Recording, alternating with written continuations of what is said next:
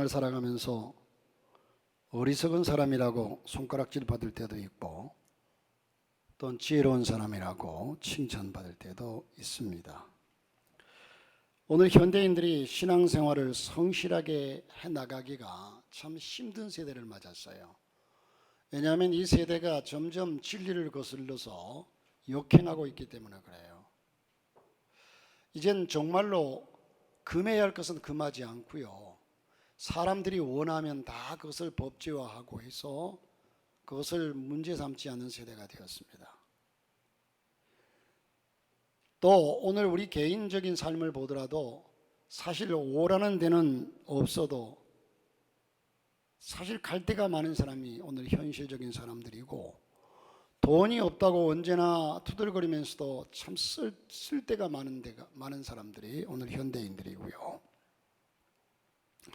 우리가 세상적으로 조금만 눈을 돌리면 우리의 관심을 끄는 것이 너무너무 많습니다.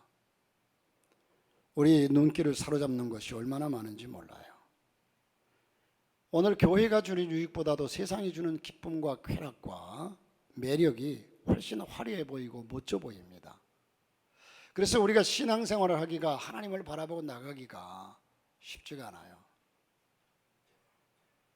우리 장로님이 아까 밑에서 잠깐 얘기하시는 게, 지금 친척 중에 누가 장례를 오늘 치르는데, 오늘 장례식 날인데 장로님이 추위를 범하고 장례식에 참여하기가 쉽지 않잖아요. 그래서 장로님 어떻게 그래도 잘 오셨네요 그랬더니, 세상 사람들에게 욕먹는 거야 뭐 무슨 대수겠습니까? 내가 주의를 지켜야지. 그러나 이 사실에 대해서 어떤 사람은 아유 그래도 그렇지 하는 사람이 있을 것이고, 아 그래 참 장로님 답네요 하는 사람도 있을 것이고, 믿음에 따라서 여러분의 생각이 다를 겁니다. 그러나 우리의 분명한 기준은 하나님의 말씀입니다. 하나님 말씀이 그렇다면 그런 거고 아니라면 아닌 거예요. 자, 여러분, 세상의 매력이 참 넘쳐 보이지만 그러나 여러분 기억할 것은요, 화려한 꽃일수록 열매가 없습니다. 여러분, 열매가 아름답게 주렁주렁 맺히는 나무들의 꽃은 별로 그렇게 아름답지가 않아요. 그런데 나중 열매가 아름답게 맺혀가지고 사람들에게 유익을 주는데, 아주 화려하게 봄철에 핀 연산홍이 너무 아름답지만, 또 백합화가 너무 아름답지만 열매가 없어요. 나중에 시들고 나면 정말 별 볼 일 없는 것이 그것들이란 말이에요. 오늘 사도 바울은 우리에게 너희가 어떻게 행할 것을 자세히 주의하여, 여러분 우리에게 자세히 주의하여 어떻게 행할 것을, 이 어떻게라는 말은요, 어떤 방식, 어떤 자세로, 어떤 마음으로, 때로는 우리 행동이 불완전하고 부족하지만 그러나 그 자세가, 아까 우리 이상남 권사님 1부 예배를 마쳐가면서 목사님 죄송해요, 지금 오늘 일찍 1부 예배 마치고 갈 수밖에 없어서 죄송해요, 교회 봉사도 하고 좀 헌신도 해야 되는데, 그렇게 말씀하시길래 권사님이 여기가 본교회라고 생각하고 중심을 바쳐 최선을 다해 예배드리면 됩니다, 그렇게 얘기를 했거든요. 사람들이 그 결과를 가지고 따지기에 앞서서 그 중심이 하나님 앞에 서 있으면 된다는 거죠. 그런데 우리가 중심만 서 있으면 된다, 남용하지는 마시기를 바랍니다.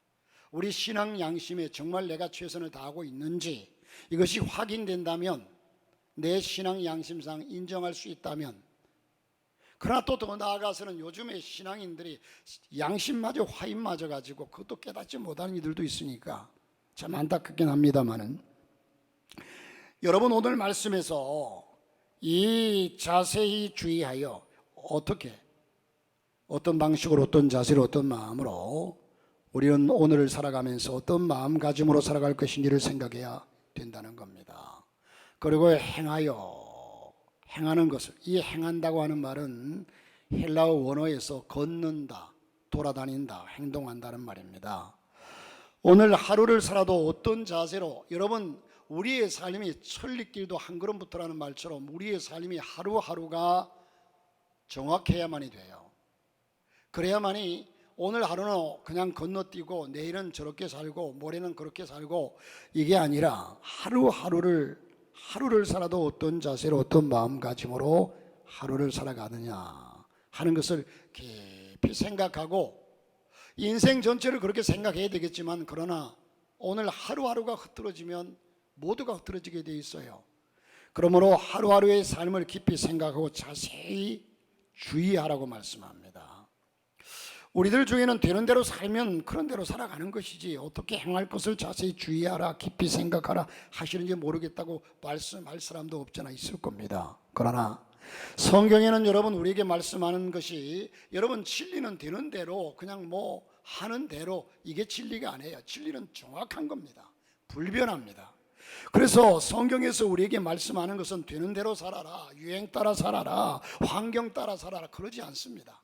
정확하게 우리의 삶을 제시하고 하나님께서 이제 모세에게 성막을 지으라고 할 때에 분명한 치수와 정확한 설계도를 제시하면서 그렇게 지으라고 그랬어요.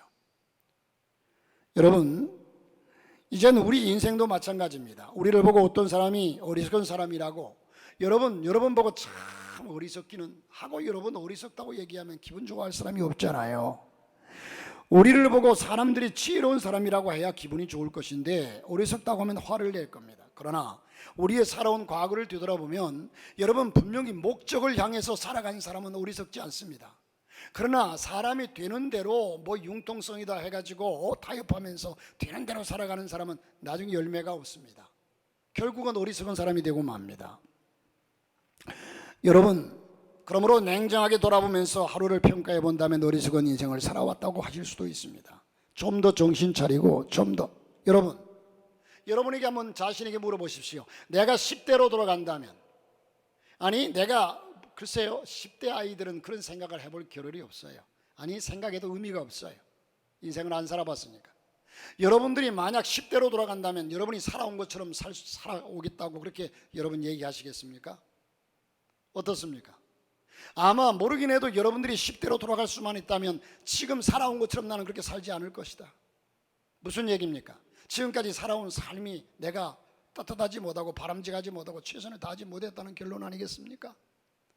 그러므로 저와 여러분이 10대로 돌아간다면 나는 10대로 돌아가도 지금처럼 당당하게 지금 살아온 것처럼 살아올 것이다. 우리 인생은 처음 가는 길입니다. 한번 가본 길이 아닙니다. 불교에서는 여러분 윤회설을 주장해가지고 돌고 돈다고 하지만 천만의 말씀이에요. 이스라엘 백성들이 가나안 땅을 가는 길이 처음 가는 길이라고 그랬어요. 우리 인생도 마찬가지입니다. 그런데 우리는 처음 가는 길이기 때문에 내가 뭔가를 짐작하고 내가 앞날을 예측할 수가 없어요.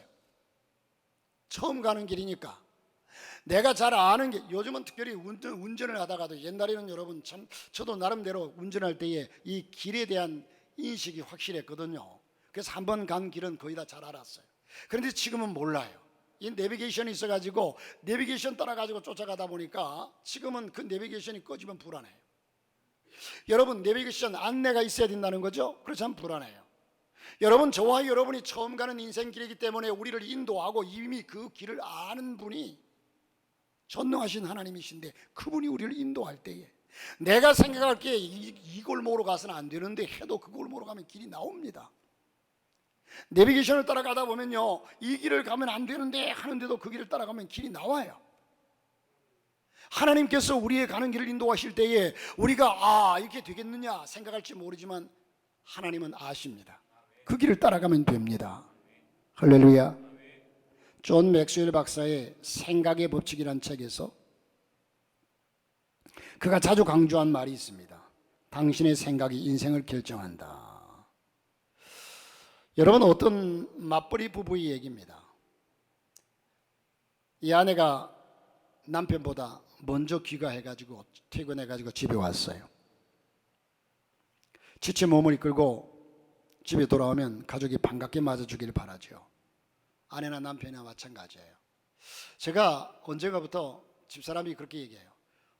집에 안에 있는 사람이 밖에서 들어오면 어서 오세요라고 꼭 서로 인사하라고. 근데 그게 잘 안 됩니다. 우리는 또 이제 우리의 삶의 문화가 좀 다르다 보니까도 그렇고 지금까지 아파트에서 살지 않았잖아요. 문 열면 바로 혹 보이고 사택에 살 때 그냥 문 열면 바로 문턱이고 들어와야 하고 하니까. 그런데 언젠가부터 밖에서 이젠 들어가면 어서 오세요, 수고했어요, 이 얘기가 그렇게 반갑더라고요. 그 얘기 별거 아닌데. 그런데 나는 안에서 집사람 들으면 어서 와요, 아유 수고했어요, 이 얘기가 잘 안 나와. 경상도 사람이 돼서 그런지 모르지만. 자, 그런데 여러분, 이렇게 누군가가 반겨준다는 사실은 참 귀한 겁니다. 여기에서도 이렇게 두 부부가 서로 맞아주기를 바라는 것은 남편이나 아내나 같은 심정인데, 어느 날 아내가 무척 힘들게 일을 늦게까지 마치고 남편보다 늦게 집에 돌아왔어요. 먼저 귀가한 남편은 아내가 신발을 벗자마자, 문을 열고 들어서자마자, 여보 나 커피 하나만. 우리 아내된 여러분 기분 좋겠죠? 아주 하루 종일 지쳐가지고 일하기는 마찬가지인데 자기는 좀 일찍 왔으니까 먼저 쉬잖아요. 그런데 늦게 이제 문 열고 들어오자마자, 여보 나 커피 하나만. 여러분, 우리 일상생활 속에서 일어나는 일들입니다. 그런데 계속 TV만 보고 있으면서 그 말을 듣는 순간 아내는 화가 났어요. 화가 안 나면 예수님이겠지. 자, 힘들기는 서로 마찬가지인데 들어오는 아내를 보고서, 아유 여보 힘들었지? 어떻게 밥은 먹었어? 저녁은 먹었어? 얼마나 좋아요. 그런데 이게 나부터, 나는 이렇게 목사님 저렇게 설교하는 목사님은 너무너무 잘하시겠다, 천만의 말씀에. 저도 못해요. 잘 못해요. 그렇게 하려고 노력하는 사람 중에 한 사람이에요. 이 다정한 말은커녕 커피 심부름부터 시키는 남편이 야속했어요. 이 말씀을 전하다 보니까 생각이 나는데, 며칠 전에 제가 교회에서 그냥 이것저것 하다 보니까 땀이 뻘뻘 나고 막 배는 허기지고 배고프더라고. 그래서 저기 있는 상추를 그냥 그거 보니까 또 너무 먹고 싶어. 다 뜯었어. 배도 고파 빨리 가고 싶은데도 그거 뜯어가지고 집에 가자. 문 들어서자마자 집사람 보고, 여보 이 상추 좀 씻어줘.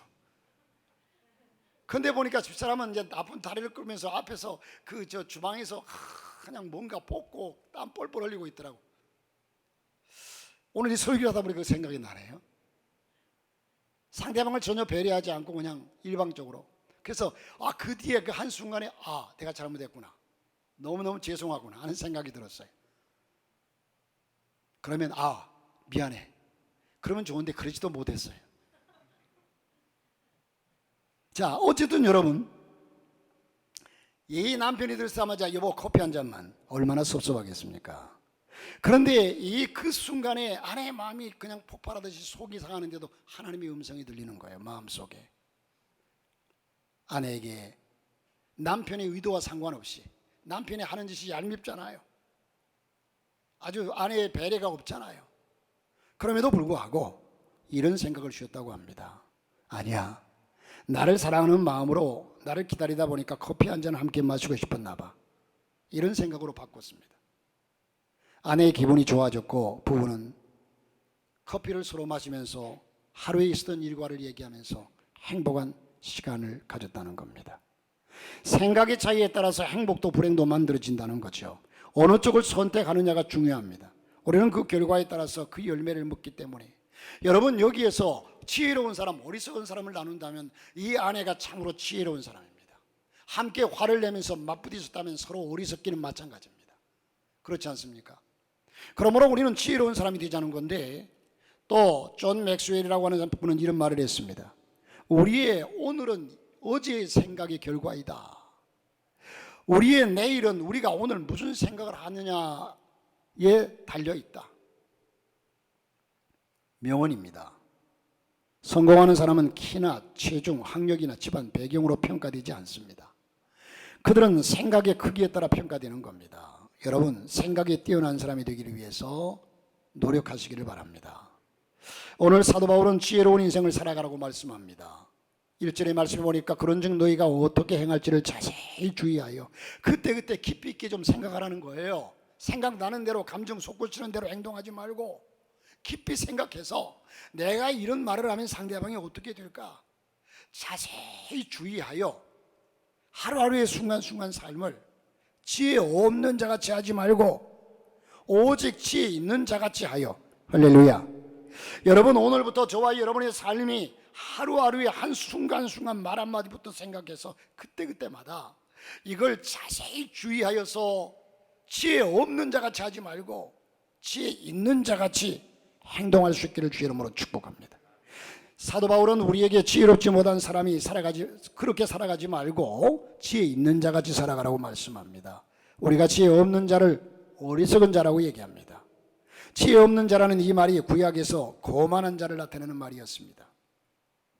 지혜롭다는 말은 숙련되었다, 현명하다, 분별력이 있다, 판단력이 있다. 지혜로운 사람은 어려운 순간에도 탁월한 선택을 합니다. 내가 희생을 해도 결과를 바라보기 위해서 현명한 선택을 합니다. 그러면 여러분, 지혜로운 자가 되려면 어떻게 해야 될까요? 세월을 아끼라는 겁니다. 세월을 아끼라. 아니 목사님, 세월을 잡아맬 수가 있습니까? 가둬둘 수가 있습니까? 흘러가는 시간을 어떻게 아끼라는 겁니까? 그런즉 너희가 어떻게 행할 것을 자세히 주의하여 지혜 없는 자같이 말고 오직 지혜 있는 자같이 하여 세월을 아끼라. 때가 악하니라. 여러분, 여기에 때가 악하니라고 하는 말에 실감이 납니까? 오늘 이 시대가 얼마나 악한지 느껴집니까? 목사님, 이 시대가 어떻다고 그렇게 악하다고 얘기하십니까? 생각할지 모르지만 이 시대가 얼마나 악한지가 여러분 느껴져야 합니다.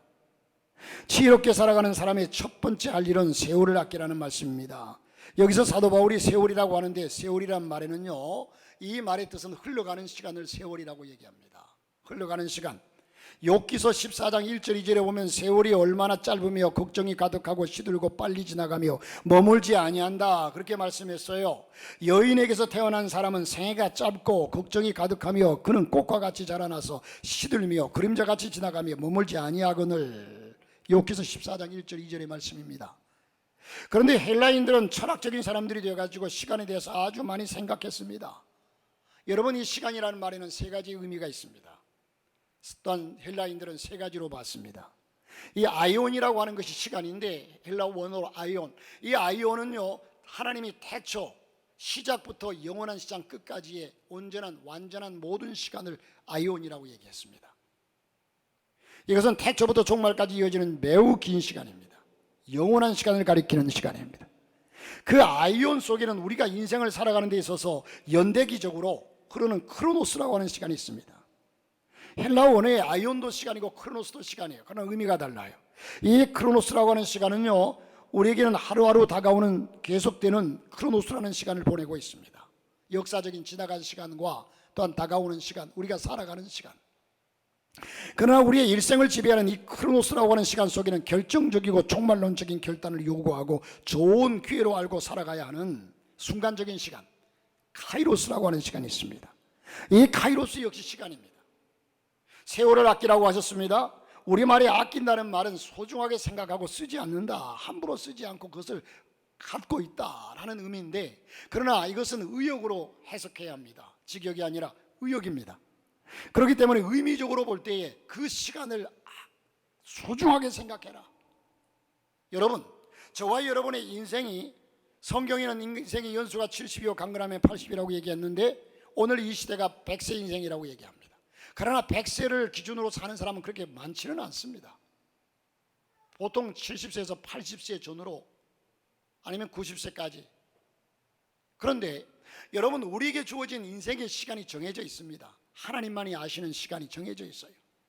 나도 지금 80세까지 살았으면 좋겠다, 90세까지 100세까지는 살 거다, 나는 건강상 100세까지는 살 수 있어, 자신만만할지 몰라도 하나님은 내 인생의 끝을 알고 계십니다. 90이 될지 80이 될지 모르지만 알고 있어요. 그러면 하나님이 알고 있는 그 정해진 시간을 날마다 뺏쓰는 거예요. 내가 예를 들어서 하나님이 정해주신 시간이 90세라면 지금 시간 날마다 하루하루를 뺏쓰고 있는 거예요. 계속되어 주어지는 시간이 아닙니다. 그러므로 그 시간을 값지게, 내가 살아가는 그동안 시간을, 내가 앞으로 남은 시간이 이젠 5년밖에 없어, 3년밖에 없어, 그러니까 값지게 살라는 의미입니다.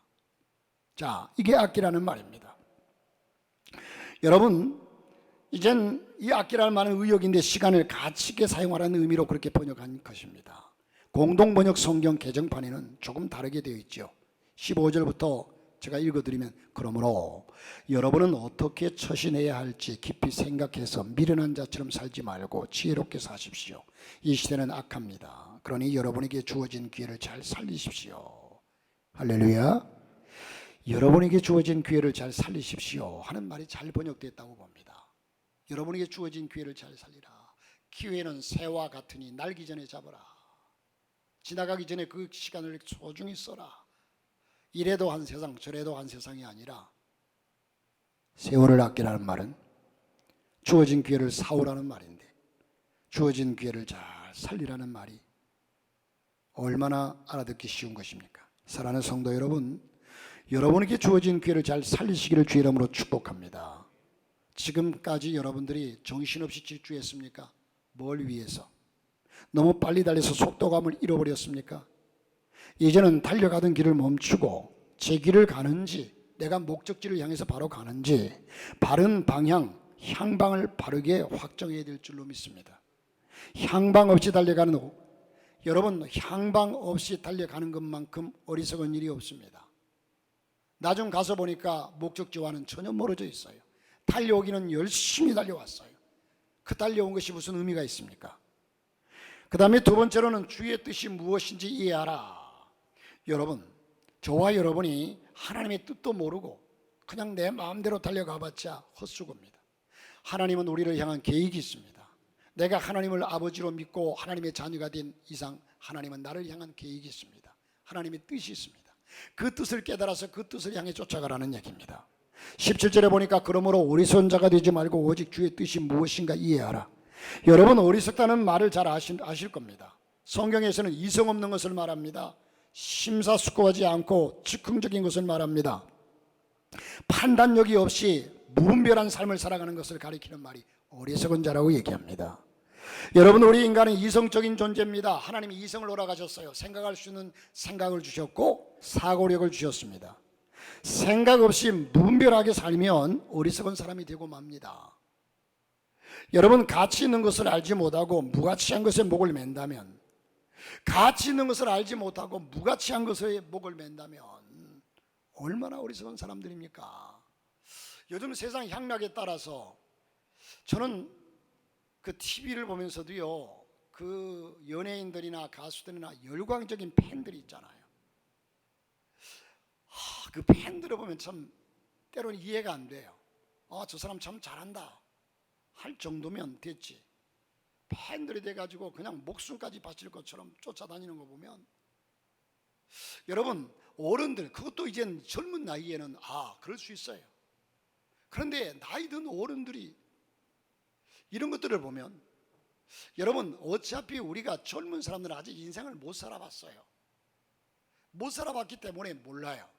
그러나 어른들은 나름대로 자기 인생을 살아본 사람들이에요.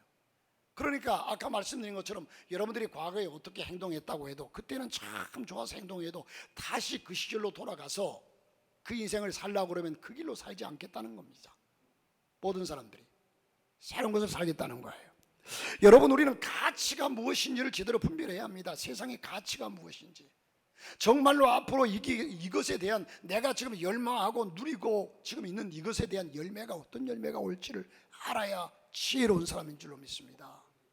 순간적인, 학생들은 공부하는 데 열중해야죠. 그런데 공부하는 데 열중하지 아니하고 지금 현실의 친구들과 어울려 다니고 얼마나 재미있어요.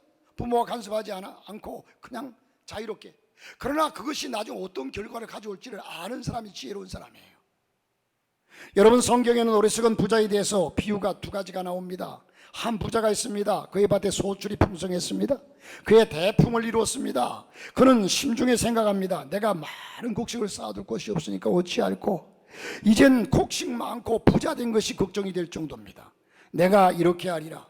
거기에 대한 결론이, 내 곡간을 헐고 더 크게 짓고 내 모든 곡식과 물건을 거기 쌓아두리라.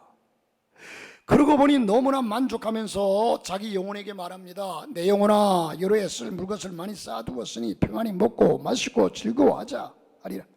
여러분, 이 사람을 생각해 보면서 이 사람을 바라볼 때 부럽습니까? 이 사람이 지혜롭게 느껴집니까? 여러분 보기에는 어떻습니까? 이 사람을 여러분 보기에는 그렇게 지혜롭게 보입니까? 아니면 부러워 보입니까? 천만의 말씀이에요. 이 사람이 부러워 보인다면 이 사람과 함께 똑같은 어리석은 사람입니다. 그때 하나님은 그에게 준엄한 말씀을 하십니다. 이를 가리켜서 우리는 부러워할지 모르지만 하나님은 그를 향해서, 이 어리석은 놈아, 어리석은 자여, 오늘 밤 내 영혼을 도로 찾으니 그러면 내 준비한 것이 네 것이 되겠느냐? 여러분, 저와 여러분의 모든 삶과 계획과 뜻이 하나님을 중심으로 계획하고 하나님을 중심으로 살아가시기를 바랍니다. 내 사업이나 모든 것이 하나님과 결여되어 있다면 그건 어리석은 자예요. 이 사람 스스로는 그것을 이젠 다 자기만을 생각하니까 여기는 하나님도 없고 이웃도 없어요. 내가 이것을 가지고 가난한 자들이 구제하리라, 베풀리라, 하나님을 위해서 마음껏 헌신하고 드리리라, 이런 건 없어요. 그 생각 속에 하나님이 내 영혼 거둬가면 아무것도 아니라는 생각은 1도 해본 적이 없어요. 그러니까 어리석은 자라고 얘기합니다. 여러분, 바벨탑을 쌓았던 사람들이 바벨탑을 쌓을 때는 자기들이 생각에 하나님이, 설마 하나님까지는 생각 못했어요. 바벨탑을 쌓습니다. 그러나 그 많은 수고와 이젠 노력을 한 뒤에 하나님께서 생각을 바꿀 줄이야 꿈에도 몰랐어요. 이 어리석은 부자에게 하나님께서 영혼을 간다는 생각은 꿈에도 못했어요. 어리석은 자입니다. 어리석은 자여, 오늘 밤에 내 영혼을 도로 찾으니 그러면 내 준비한 것이 누구의 뜻이 되겠느냐? 사람들은 모든 비전이 이 어리석은 자의 모습이에요. 그렇게 되기를 원해요. 그렇게 됐으면 이제는 여러분, 성공도 때로는 순간적일 수 있지만 그러나 순간에 넘어져요. 제가 TV를 보면서 자주 보는 프로그램 중에 하나가 본 것도 보고 옛날 역사 드라마를 그렇게 보고, 또 한 가지는 나는 뭐다? 여러분 똑같이 많이 봤네. 그걸 본 걸 왜 또 볼? 아빠 저 지난번에 봤잖아. 봤어. 그 속에 인생이 담겨 있거든요. 인생의 살아온 진리가 담겨 있어요. 그들은 거의 대부분이 보편적으로요, 세상에서 잘 나가던 사람들이에요. 아주 잘 나갔어요. 사업을 해가지고 뭐 몇십억 몇백억 한순간에 무너졌어요. 그 사람들이 어디서 친구에게 속았어요. 보편적으로 보면 다 부도 맞았어요. 사기당했어요. 나보다 똑똑한 사람들이 있디다. 근데 사기당했어요. 한순간에 다 잃어버렸어요. 어리석어서 그렇지 않아요. 여러분, 차라리 그럴 것 같았으면, 그렇게 친구에게 속고 또 다 사기당할 줄 알았으면 차라리 고아원에라도 갖다 줄 걸 그랬겠죠. 당하기 전에 일찍이 고아원에 갖다 주는 것이, 일찍이 베풀고 나누는 것이 지혜인 줄 믿습니다. 할렐루야. 자, 여러분, 여기에 또 한 사람이 있습니다. 또 한 사람이 누굽니까? 그는 날마다 자색 옷을 입고 고운 베옷을 입고 날마다 호화라이 즐기는 사람, 나사로와 함께 등장하는 사람입니다. 거지들이 밖에서 버려진 채 부자의 상에서 떨어지는 것을 배를 채우고 있어도 그는 개의치 않습니다. 그래, 너는 너 인생이고 나는 내 인생이다. 날마다 먹고 마시다가 죽어 지옥에 떨어졌습니다. 그는 날마다 호화롭게 잔치하다가 세월을 보내고 자기 영혼이 지옥에 떨어지는 줄도 몰랐습니다. 어리석은 사람들이 그 사람뿐이겠습니까? 내세를 한 번도 생각해 본 적이 없어요. 첫 번째 어리석은 사람은 죽음이라는 것을 한 번도, 하나님이라는 존재를 한 번도 생각해 본 적이 없고, 여기에 두 번째 이 어리석은 사람도 내세를 생각해 본 적이 없어요. 현실에 그냥 그저 젖어서 현실이 전부인 줄 알았어요. 그런데 막상 죽음이 닥쳐오고 지옥에 떨어지고 보니까 깜짝 놀랐습니다. 어리석은 사람입니다. 그런데 이렇게 살아가는 사람이 오직 그 사람들 뿐이겠냔 말이에요. 오늘 우리의 모든 사람들이 얼마나 어리석은 사람인지 모릅니다. 내 것은 당연히 내 것이고 나를 위한 것이라고 말합니다. 내가 벌어서 내 마음대로 호화롭게 산다고 하는데 왜 배 아파하느냐고 얘기합니다. 하나님은 그렇게 우리에게 허락지 않았어요. 인생을 창조할 때에 함께 어우러져서 함께 나누며 베풀며 이렇게 살도록 했습니다. 하나님 앞에서 그렇게 사는 것이 아님을 우리에게 말씀합니다. 우리 인생은 주님의 뜻이 무엇인지 깨달고 그 뜻을 이루어 드리기 위해서 살아가야 합니다. 그래서 제가 여러분에게 자주 말씀드린 것처럼 로마서 12장 2절 말씀에 너희는 이 세대를 본받지 말고 오직 마음을 새롭게 함으로 변화를 받아 하나님의 선하시고 기뻐하시고 온전하신 뜻이 무엇인지 분별하도록 하라. 할렐루야. 분별하도록 하라. 이 세대를 본받지 말아야 합니다. 세상을 좀 어리숙게 살고 좀 뒤쳐져도 좋습니다. 세상 사람들이 오늘 여러분 똑똑한 사람들 치고요, 정말 하나님 말씀대로 사람들이 별로 없어요. 좀 사람들이 손가락질해도 우리는 좀 어리숙게 산다고 해도 하나님 말씀을 따라 살면 거기는 아름다운 결과가 있고 열매가 있을 줄로 믿습니다. 마음을 새롭게 하시고 변화를 받으시고 하나님이 선하시고 기뻐하시고 온전한 뜻이 무엇인지 분별할 수 있는 영역을 가지시길 바랍니다. 예전에 제가 청년 때 토요일만 되면 이젠 그 조퇴를 하고 주일날은 예전에는 첫째와 셋째 주일만 쉬었어요. 제가 직장 다닐 때는 제 20대 때. 그런데 그 점심시간만 되면 지금도 이름은 생각 안 나는데 얼굴은 선명해서, 야, 너 그렇게 열심히 교회 다닌다고 뭐가 나오냐? 그 예수 믿으려면 내 주먹을 믿어라. 이러면서 늘 옛날에 어른들은 많이 들었던 얘기가, 너 예수 믿으려면 차라리 내 주먹을 믿어, 그랬거든요. 그럴 때마다 제 마음속에는, 그래, 지금 내가 하는 얘기가 얼마나 어리석은 얘기인지 아느냐? 두고 봐라. 죽음이라는 것은 우리 인생에 한 번 죽는 것은 정한 것이요 후에는 심판이 있으리라. 죽음 너머에 천국과 지옥을 당하게 될 때에 그때 가서 너는 뭐라고 얘기할지. 여러분, 좀 어리석게 살아도 하나님 말씀을 따라 오늘 세상이 아까 서론에 말씀드린 것처럼 역으로 올라가요. 역으로 올라가요. 그러니까 이 세상의 보조를 맞추는 사람이 지혜로운 사람 같지만 천만의 말씀입니다. 진리는 변하지 않습니다. 하나님의 진리를 쫓아가야 합니다. 주의 뜻은 하나님의 소원, 하나님의 목적을 말합니다. 목적이란 말은 참으로 우리에게 친숙한 말입니다. 리그 웨런이라고 하는 목사님의 목적이 이끄는 삶이란 책에 목적이 이끄는 삶에 따르는 5가지 유익을 우리에게 말씀하고 있습니다. 첫 번째는 목적을 아는 것은 삶의 의미를 부여해 준다. 목적 없이 사는 사람은 삶의 의미가 없어요. 정말 무언가 목적을 가지고 살아가는 삶은 의미가 있습니다. 두 번째는 목적을 알면 우리의 삶은 단순해집니다. 목적만 쫓아가는 사람은 단순해요. 복잡하지 않습니다. 이 길을 가가 저 길을 갈까 하지 않아요. 오직 목적된 그 길을 쫓아갑니다. 세 번째는 목적을 알면 초점을 맞춘 삶을 살 수 있습니다. 비틀거리지 않아요. 오늘 아침 뉴스에 보니까 이런 보셨는지 모르겠지만 이 코로나가 해제된 지가 지금 이틀 3일밖에 안 됐어요. 그런데 지금 전철에 술 취한 사람이 너무 많대요. 계단에 넘어지고 불과 며칠 만에. 여러분, 술 취한 사람은요 중심을 못 잡아요. 초점이 없어요. 길이 좁아서 못 걸어요. 이리 비틀 저리 비틀. 그래서 술 취한 사람들이 많으니까 계속 이 도로를 넓혀주나 봐요. 우리나라처럼 도로가, 여러분 우리나라처럼 술 문화가 이렇게 발달한 나라가 별로 없어요. 외국 나가보세요. 저녁 8시 9시 되면 거리가 조용해요. 다 집에 들어가서 잠자요. 가족끼리 모여요. 근데 우리나라는 11시 12시 새벽 1시가 돼도 빛과 번쩍하고 그냥 사람들이 왕래하고요. 이게 근본적인 술 문화예요. 술 문화.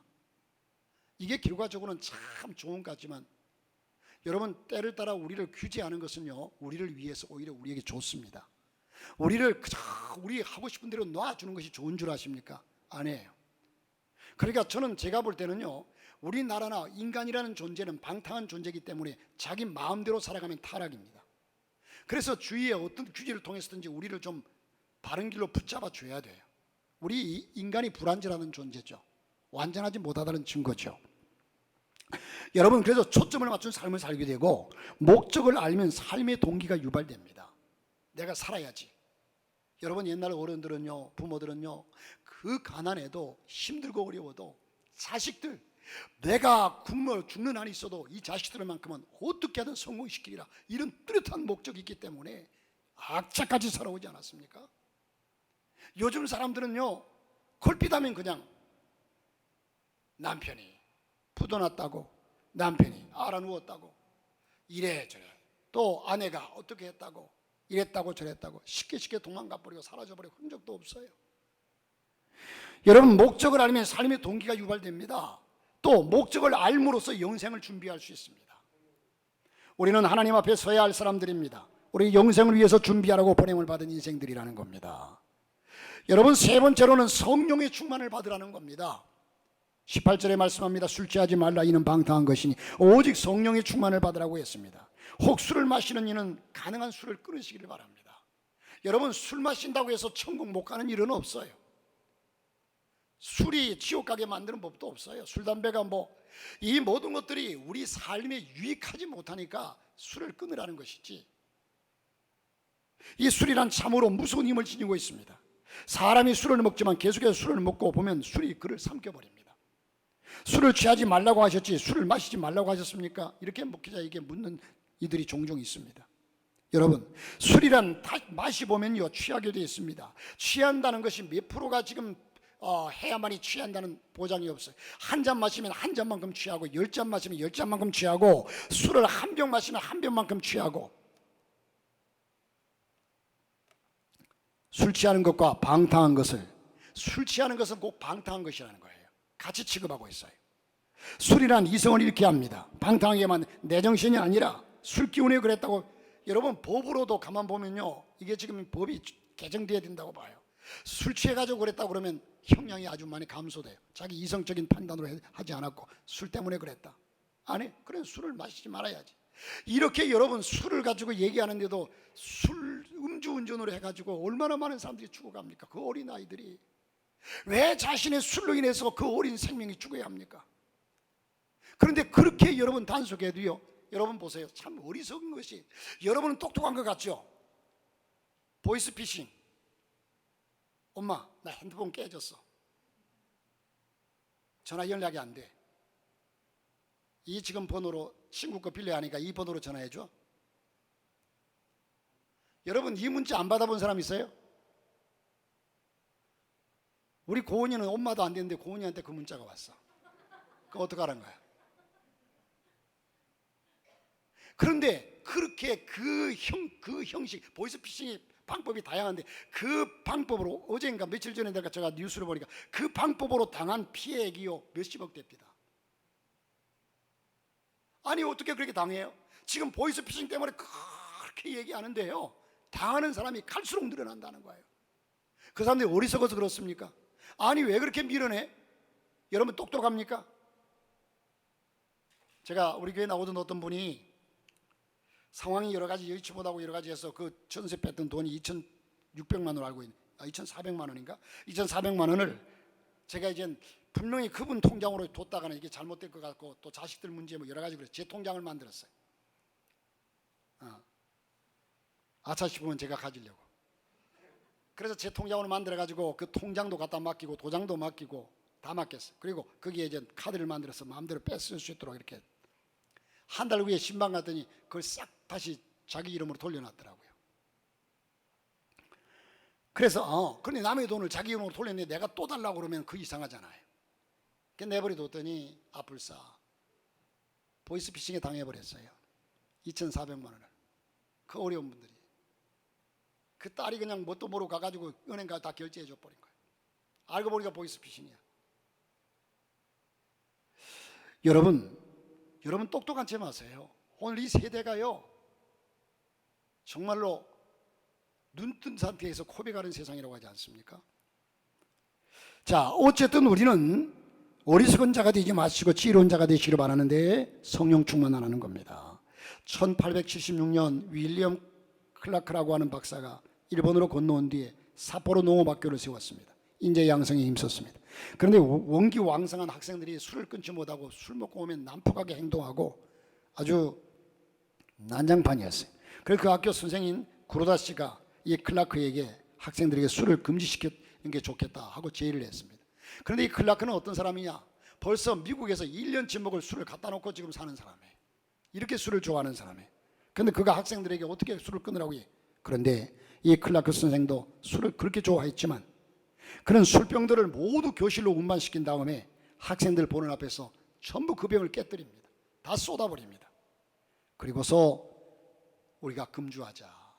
그랬더니 학생들이 그게 감동되어서 다 그 본을 받아서 금주 서약을 했다고 합니다. 술 취하는 것은 모든 것에 낭비가 따릅니다. 시간이 낭비하게 되고 돈을 낭비하게 되고 정작 해야 할 일은 뒤로 미루고 자기 돈 정력을 낭비합니다. 저녁이 되면 여기저기 술판이 벌어집니다. 우리 사이에 취해야 할 가장 시급한 문제가 이 술 문화예요.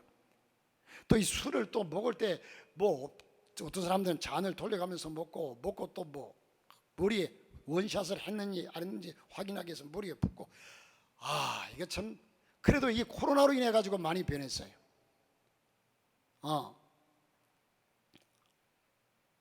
여러분 이 모든 것이 결국은 가정 파탄으로 이어지고요.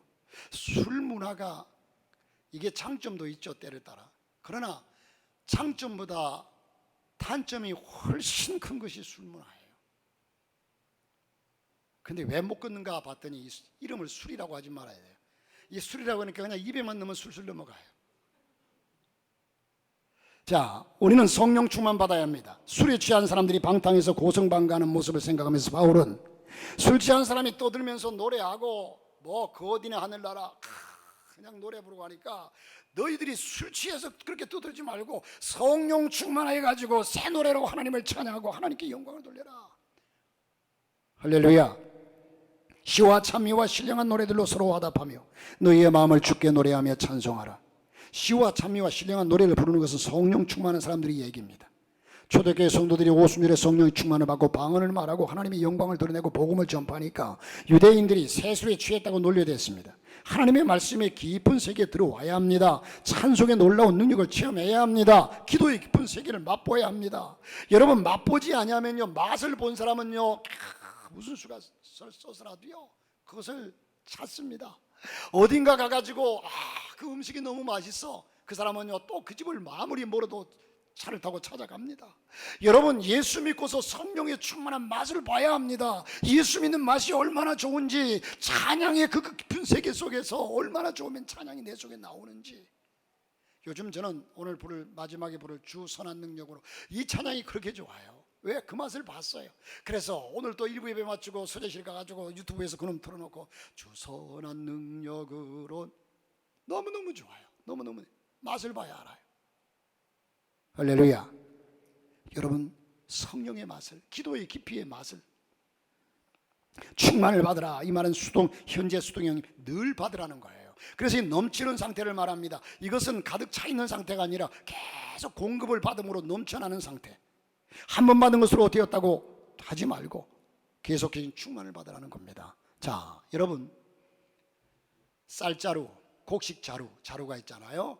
빈 자루는 홀로 서지 못한다. 이게 진리예요. 빈 자루는 홀로 서지 못한다. 빈 자루가 하나 있었습니다. 이 빈 자루는 주위에 배가 불룩해가지고 우뚝 서 있는 자루들이 무척 부러웠습니다. 나도 일어서 봐야지. 아무리 몸부림쳐도 노력했지만 원래로 돌아갈 뿐 일어서지를 못해.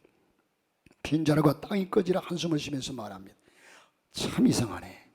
너희 모두들 별 힘 안 들이고 그냥 그저 그렇게 우뚝 멋있게 서 있는데 왜 난 죽도록 힘을 써도 일어날 수 없는 거지? 그러자 참다 못한 동료 자루 하나가 빈 자루를 면박을 주면서 이렇게 말합니다. 속이 텅 비어 있으니 그렇지.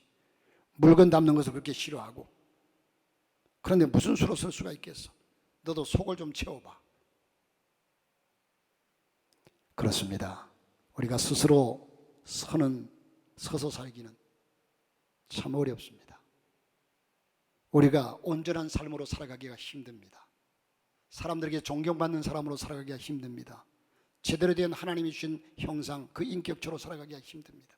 그러나 우리 속에 성령이 충만하면 그렇게 살아갈 수 있습니다. 사람들이 존경하고 우러러보고 칭찬받을 수 있는, 내 안에 성령님으로 채워서 은혜 아래 살아갈 수 있기를 바랍니다. 그때 우리는 인생의 승리를 누리는 그리스도인으로서 사람다운 사람으로, 하나님의 영광을 돌리는 사람으로 살아가게 될 줄로 믿습니다.